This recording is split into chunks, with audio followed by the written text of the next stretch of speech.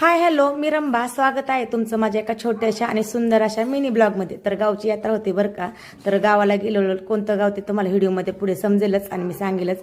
तर गावाला गेलेलो तर छान अशा सगळ्या देवांची पूजा वगैरे केली, सगळे नैवेद्य वगैरे करून गेलेलो. तर सगळ्या देवांना नैवेद्य वगैरे जाताना देवांना तोरण वगैरे केलेलं नारळांचं. तर छान असं देवाला वाहिलं, तिथे काही व्हिडिओ वगैरे काढले नाही.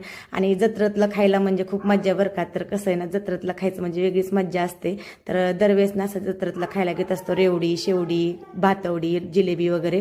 तर छान वाटतं. तर आहो बरोबर नव्हते ना, गाडीत बसलेले, मग खूप सारा एन्जॉय केला, कारण ते काही असं घेऊन देत नाही. मग आत्याने आम्ही सगळ्यांनी असे ना छान असे खाऊ घेतला, पांढरी रेवडी, लाल रेवडी, आणखीन ते तिळाचे लाडू वगैरे, भेळ वगैरे ओली अशी घेतली. तर छान वाटतं बरं का असं जत्रेतला खायला. आपण नेहमीत आपण खातच असतो, पण असं जत्रेतला खायचं म्हणलं ना तर खूपच छान वाटत असतं. आणि ना खूप दिवसातून आम्ही यात्रेला जातो, म्हणजे जेव्हा वर्षात 2 वर्षातनं जात असतो ना, तर ना खूप सारा एन्जॉय केला बरं का. तर काराटी देवाची ना यात्राच आहे, ते आमचं गाव आहे बरं का. तर ना मग दरवर्षी आम्ही ना देवाला जातच असतो.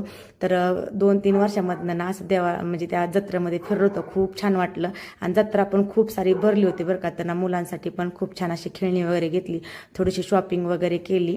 तर छान वाटलं सगळ्यांना. आणि ना जत्रा अशी ना 2-3 दिवस असते बरं का. पण आम्ही ना जत्रे दिवशी जात असतो आणि असं फिरत असतो, देवाचं दर्शन वगैरे घेत असतो.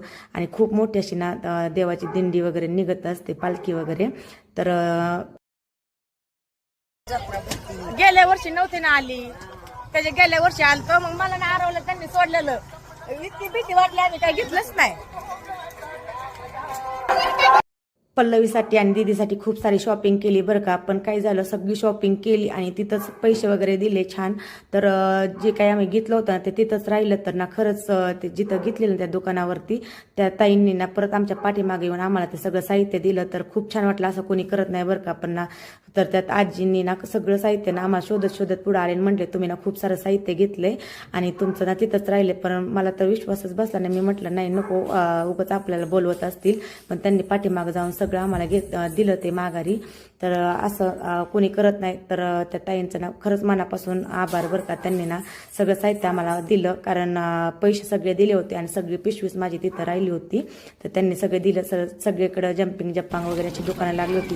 खूप सारा एन्जॉय केला पल्लवीने, आराध्या, आणखी दीदीने, सगळ्यांनी एन्जॉय केला. व्हिडिओ कसा वाटला कमेंट करून नक्की सांगा. भेटूया एका व्हिडिओ.